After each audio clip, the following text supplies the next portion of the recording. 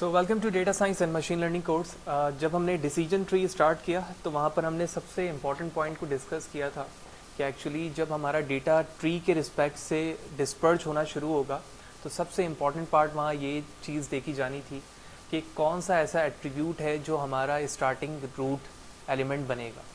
लिहाजा फिर वहाँ पर हमने थ्योरेटिकली बैकग्राउंड देखा कि वहाँ पर एंट्रोपी एंड इंफॉर्मेशन गेन की एक कंप्लीट थ्योरी है जिसके बिहाफ पर हम क्या करते हैं, प्लॉटिंग करते हैं अपने ट्री की। तो लास्ट सेशन तक हमने एंट्रोपी को डिस्कस किया और एंट्रोपी की डेफिनेशन कि किस तरह से हम देखते हैं कि हमारा जो डेटा है उसमें इम्प्योरिटी कितने हद तक है, उस इम्प्योरिटी के बिहाफ पर हम इंफॉर्मेशन गेन मालूम किया करते थे। फिर वहाँ पर देखते थे कि जहाँ पर इंफॉर्मेशन गेन हमारा मैक्सिमम आता था और एंट्रोपी कम से कम होती थी, हम उसको प्रेफर किया करते थे और स्टार्टिंग नोड पर लाया करते थे। सेकंड, इसी इम्प्योरिटी को काउंट करने का तरीका बाय यूजिंग गिनी इंडेक्स है।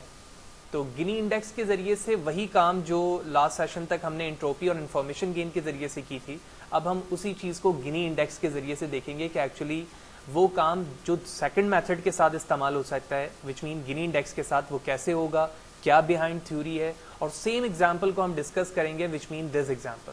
ठीक है, तो इस एग्जाम्पल की अगर मैं बात करूँ तो इसके अंदर हमारे पास 4 इंडिपेंडेंट वेरिएबल थे, outlook, temperature, humidity and windy. और इसके अलावा जो हमारा टारगेट आउटकम था वो प्ले गोल्फ था। ठीक है, 14 हमारे पास रॉस पे मुश्तमिल डेटा था और जब हमने इसको फाइनली प्रेडिक्ट किया था इन टर्म ऑफ आउटकम तो ये हमारे फाइनल ट्री आ रही थी with respect to decision tree. ठीक है, तो स्टार्ट करते हैं। सबसे पहले समझते हैं कि एक्चुअली गिनी इंडेक्स है क्या चीज़। तो डेफिनेशन पे बताया जा रहा है कि Gini index is a matrix for classification task in card के अंदर क्लासिफिकेशन को मैट्रिक्स की बिहाफ पर जब हम डिवाइड करना चाहते हैं तो वहाँ पर हम गिनी इंडेक्स को इस्तेमाल करते हैं। और जिस टेक्निक के बेस पर हम ये काम कर रहे हैं, यानी डिसीजन ट्री की किस टाइप को हम यहाँ पर गिनी इंडेक्स के ज़रिए से डिस्पर्ज करना चाह रहे हैं कार्ड को। इस store sum of the square probabilities of each class. ये किस चीज़ को स्टोर कर रहा है? जो आपकी प्रोबेबिलिटीज़ हैं उसका squared sum. We can define its formula by using this. तो इस फार्मूले में आप देख रहे हैं, जिसको मैंने और भी बेहतर तरीके से विजुलाइज करवाया हुआ है इस इमेज पर, कि एक गिनी जो इंडेक्स है किसी एक खास डेटा का या एट्रीब्यूट का, वो इस तरह से मालूम किया जाता है कि 1 माइनस का समेशन ऑफ प्रोबेबिलिटी का स्क्वायर। ठीक है, ये कैसे हो सकता है? तो सबसे पहले हम जो प्रोबेबिलिटी डिसीजन ट्री के अंदर मालूम कर रहे थे, आपको याद होगा कि हमने क्या किया था। सबसे पहले ये कहा था कि जो टारगेट वैल्यू है हमारे पास उसकी क्या एक्चुअल प्रोबेबिलिटी है। ठीक है, उसमें कितनी इम्प्योरिटी मौजूद है इन डेटा सेट में, क्योंकि गिनी इंडेक्स के ज़रिए से हम ये जानना चाहते हैं कि इम्प्योरिटी डेटा के अंदर कितनी है। तो अगर मैं टारगेट वेरिएबल की इम्प्योरिटी की बात करूं तो इसके अंदर जो हमारे पास नंबर ऑफ 9 है, 1 2 3 4 एंड 5 हमारे पास 9 है, जबकि यस के अंदर जो हमारी क्वांटिटी है वो 9 है। तो अगर मैं इस एट्रीब्यूट यानी टारगेट प्ले गोल्फ की गिनी इंडेक्स की वैल्यू फाइंड करना चाहूँ तो 1 minus 9 divide by 14, 9 is the number of yes, divide by total number of yes and no, whereas 5 number of nos here and जो total number yes and nos हैं वो 14 है। इस respect से जब हम इन्हें कैलकुलेट किया तो 0.459 हमारे पास इम्प्योरिटी आ रही है बाय यूजिंग गिनी इंडेक्स। अब हम बाकायदा काम करना स्टार्ट करेंगे बाय यूजिंग दिस टेक्निक के 1 2 3 4 यानी outlook, temperature, humidity and windy में कौन सा ऐसे एट्रीब्यूट है बाय यूजिंग गिनी इंडेक्स जिसको स्टार्टिंग नोड पर आना चाहिए। ऑल्दो हमारे पास आंसर ऑलरेडी शो है कि आउटलुक जो है वो हमारा क्या आएगा, स्टार्टिंग नोड पर आएगा, लेकिन ये कैसे आ रहा है वही हम गिनी इंडेक्स के जरिए से मालूम करना चाहते हैं। तो आउटलुक के अंदर अगर आप देखें तो यूनिक एट्रीब्यूट्स हमारे पास रेनी, ओवरकास्ट एंड सनी मौजूद। ठीक है, तो अगर मैं इस एट्रीब्यूट की बात करूं आउटलुक की, तो हमने इस आउटलुक को इस तरह से डिस्ट्रीब्यूट किया है। तो आउटलुक के अंदर हमने जो हमारे पास ओवरऑल डेटा था वो 3 एट्रीब्यूट पर है, Sunny, overcast and rain. Sunny जब हमारे पास आउटलुक है तो हमारे पास नंबर ऑफ यस कितने हैं, 2 हैं, और इसी तरह नंबर ऑफ नो हमारे पास कितने हैं, 3 हैं। तो ये टोटल यस एंड नो कितने हो गए, 5। इसी तरह से ओवरकास्ट जब भी हमारा क्या होता है, आउटलुक होता है, तो टोटल नंबर ऑफ यस हमारे पास 4 हैं, जबकि टोटल नंबर ऑफ नो जो है वो 0 हैं, एंड सो ऑन। रेन पे भी यही प्रोबेबिलिटी निकाली हमने। अब हम गिनी इंडेक्स इंडिविजुअली तौर पे मालूम करेंगे with respect to sunny, overcast and rain. कैसे? जिस तरह से बिल्कुल स्टार्टिंग के अंदर हमने प्ले गोल्फ की मालूम की थी। तो गिनी इंडेक्स पर हमने सबसे पहले आउटलुक को निकाला। अगर आप इस फॉर्मूले को बगौर देखें जो यहाँ पर मौजूद है, 1 माइनस 2 डिवाइड बाय 5 का स्क्वायर, ठीक है ना, ये स्क्वायर को रिप्रेजेंट कर रहा है यहाँ पर। मैं इसे स्क्वायर पे कर लेता हूँ यहाँ पर, ठीक है। तो ये स्क्वायर वैल्यू है। तो जब हमने इसकी probability by using Gini index निकाली तो इसकी वैल्यू क्या आ गई? 0.48। फिर इसी तरह हमने किसकी निकाली? ओवरकास्ट की निकाली जो कि 0 है, और इसी तरह हमने रेन की निकाली तो 0.48 आ गया। तो वन एट्रीब्यूट के अंदर जो 3 डिफरेंट हमारे एट्रीब्यूट्स थे, सनी, ओवरकास्ट, रेन, इन तीनों की इंडिविजुअली हमने गिनी इंडेक्स निकाला। अब हम क्या करेंगे? इन गिनी इंडेक्स का वेटेड सम निकालेंगे। वेटेड सम का फॉर्मूला होता है कि जितनी भी इसकी प्रोबेबिलिटी है वो कितनी है? नंबर ऑफ इंस्टेंसेस में कितने हैं? 5 है। तो 5 डिवाइड बाय 14 यानी total number of yes in sunny divide by whole, फिर multiply by Gini of sunny. तो गिनी ऑफ सनी 0.48 है। फिर इसी तरह 4 डिवाइड बाय 14, तो टोटल नंबर ऑफ ओवरकास्ट के अंदर इंस्टेंस 4 हैं, कितने में से? 14 में से। इसी तरह फिर हमने इसकी वैल्यू को मल्टीप्लाई किया 0 से जो कि ओवरकास्ट का गिनी इंडेक्स है। फिर इसी तरह सो ऑन हमने थर्ड वाले को लिया और जब हमने इसको कैलकुलेट किया तो 0.342 इसकी वेटेड गिनी इंडेक्स की वैल्यू आ गई। तो जिस तरह से अभी हमने गिनी इंडेक्स की वेटेड वैल्यू सिर्फ ओवरकास्ट और सनी और रेन के रिस्पेक्ट से निकाला, यानी जो एट्रीब्यूट था हमारे पास आउटलुक। अब हम आउटलुक के बाद किस एट्रीब्यूट पर जाएंगे? टेम्परेचर पर। तो हमारे पास आउटलुक का ओवरऑल वेटेड जो इंडेक्स था, गिनी इंडेक्स, वो आ चुका है, वो है 0.342। मैं इसे बोल्ड कर देता हूँ और साथ ही साथ इसके कलर को भी चेंज कर देता हूँ। Okay, not good enough, this one, ठीक है। अब वही लॉजिक जो हमारे पास किसकी थी? आउटलुक की थी, उसी रिस्पेक्ट से मैंने टेम्परेचर के लिए यहाँ पर एक टेबल बनाया। टेम्परेचर में हमारे पास 3 टाइप के टेम्परेचर हैं, हॉट है, कूल है एंड मिल्ड है। तो इसके रिस्पेक्ट से जो total number of yes and no थे उनकी क्वांटिटी लिखी मैंने। सेम फॉर्मूला, सेम लॉजिक के रिस्पेक्ट से हमने हॉट के लिए निकाला, कूल के लिए निकाला और सो ऑन, तीनों के लिए निकाला। तीनों की ये वैल्यूज आ गई 1, 2, 3, और उसके बाद ये जो वैल्यू है 0.439, ये हमारे पास कौन सी वैल्यू आ गई? वेटेड, ठीक है। जिस तरह से हमने टेम्परेचर के लिए वेटेड निकाला था, सॉरी आउटलुक के लिए हमने निकाला था, इसी तरह हमने टेम्परेचर के लिए निकाल लिया। सेम लॉजिक चलेंगे अब ह्यूमिडिटी की तरफ। क्यों? क्योंकि तीसरा एट्रीब्यूट हमारे पास कौन सा है? ह्यूमिडिटी का। तो तीसरे एट्रीब्यूट के लिए अगर आप यहाँ पर देखो तो हमारे पास हाई, नॉर्मल, 2 एट्रीब्यूट है यहाँ पर, ठीक है ना। तो नंबर ऑफ यस हाई के अंदर कितने, नंबर ऑफ नो हाई के अंदर कितने, तो इसकी टेबल भी बिल्कुल सेम लॉजिक के साथ बनेगी। तो यहाँ ह्यूमिडिटी पे आप देख रहे हो कि सेम लॉजिक के साथ हमारी टेबल बनी हुई है। सेम फॉर्मूला हमने इस्तेमाल किया गिनी के लिए और उसके बाद उसका वेटेड निकाल लिया। तो वेटेड वैल्यू 0.367। इसके बाद हमारे पास विंडी यानी विंड है और इसमें भी number of weak and strong है। ऑल्दो हमारे पास जो फर्स्ट इमेज थी जिसमें हमने शो किया था वहां पर ट्रू एंड फॉल्स के साथ मौजूद थे। तो आप ट्रू एंड फॉल्स को बस कन्वर्ट कर दें कि true equal to strong and false equal to weak. तो उस रिस्पेक्ट से टेबल बनाई गई, उसके बाद इसका वेटेड सम निकाला गया, उसकी वैल्यू आ गई यहाँ पर। तो ऑलमोस्ट हमने तमाम एट्रीब्यूट्स की जो कि इंडिपेंडेंट वेरिएबल्स थे, आउटलुक, टेम्परेचर, विंडी, जो 4 हमारे पास एट्रीब्यूट थे ह्यूमिडिटी इंक्लूडेड, तो चारों के हमने क्या निकाल दिया? वेटेड गिनी इंडेक्स निकाल लिया है। अब इन गिनी इंडेक्स के अंदर हम देखेंगे कि इनमें से सबसे छोटी वैल्यू कौन सी है।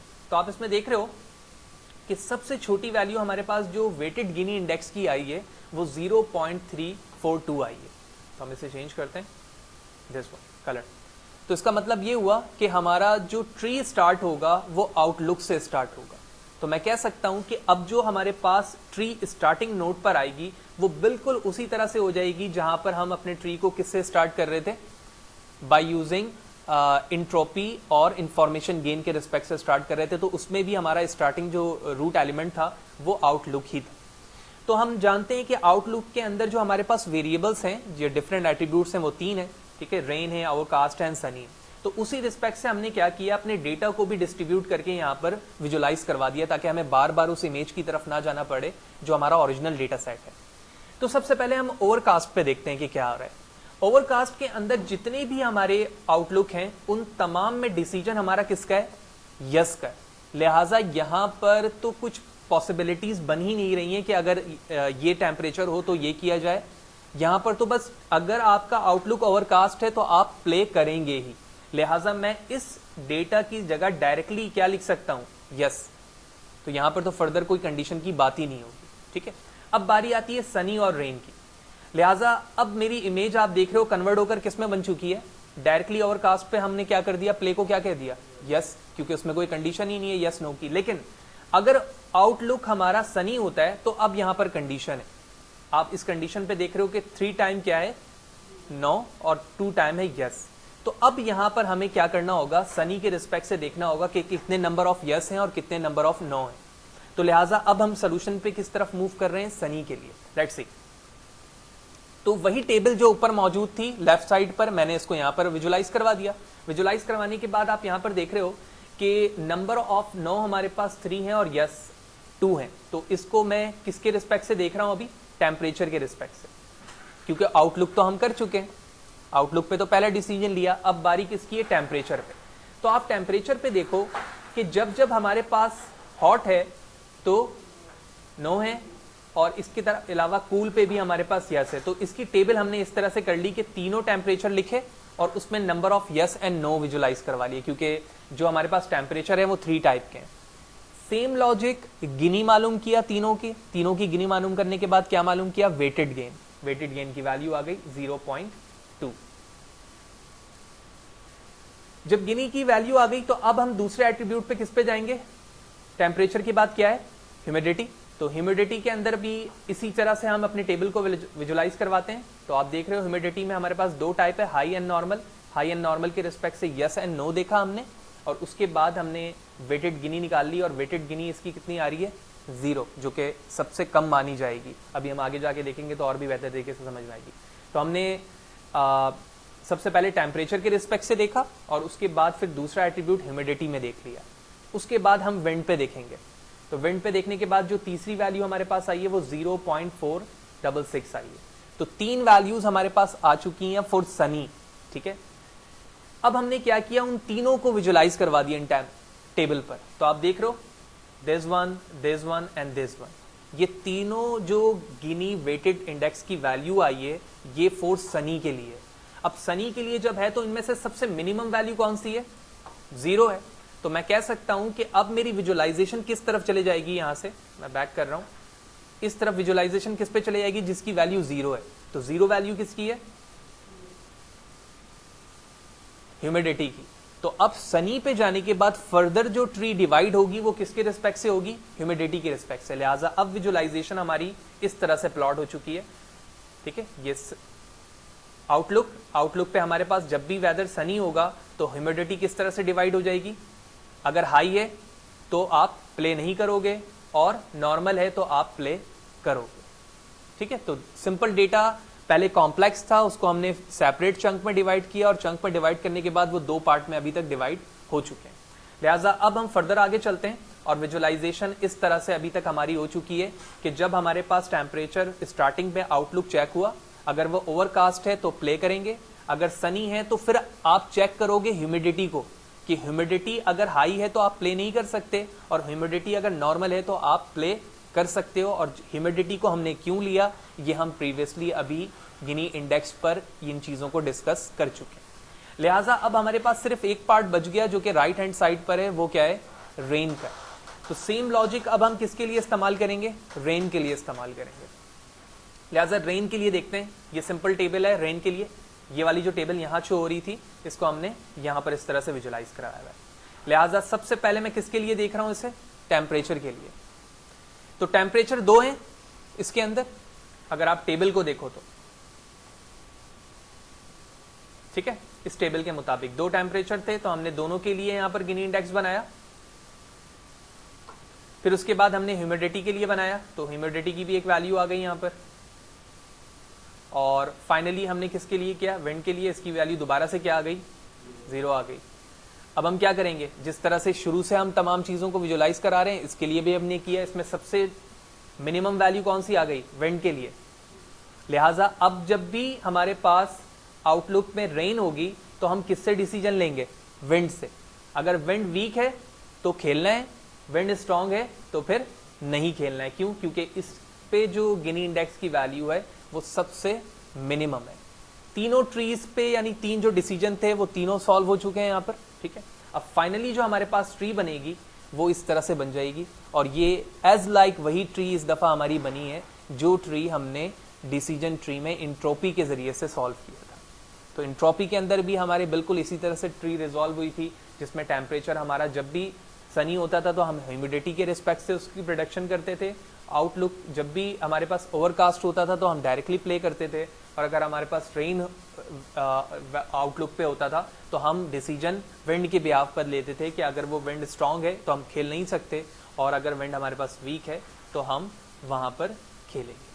तो ओवरऑल ये थ्योरी गिनी इंडेक्स के बिहाइंड घूम रही थी, और हमने देखा कि जो लॉजिक हमारे डिसीजन ट्री में इंट्रोपी और इंफॉर्मेशन गेन प्रोड्यूस करके दे रहा था, हमने उन्हीं लॉजिक को यूज करते हुए गिनी इंडेक्स पर उसी प्रॉब्लम को सॉल्व किया। गिनी इंडेक्स या इंट्रोपी दोनों ही इम्प्योरिटी को फाइंड करने के लिए आपके डेटा सेट में इस्तेमाल किया जाता है, जो कि एक स्टैटिस्टिकल मेथड है, और इन दोनों के जरिए से आप अपने डेटा सेट में किसी एक खास एट्रीब्यूट की इम्प्योरिटी मालूम करते हो, और उसके बिहाफ पर आप उसकी स्ट्रेंथ जानते हो कि कौन सी एट्रीब्यूट की स्ट्रेंथ कितनी है, जिसके बिहाफ पर आप उसको स्टार्टिंग नोट पर रख सकते हैं।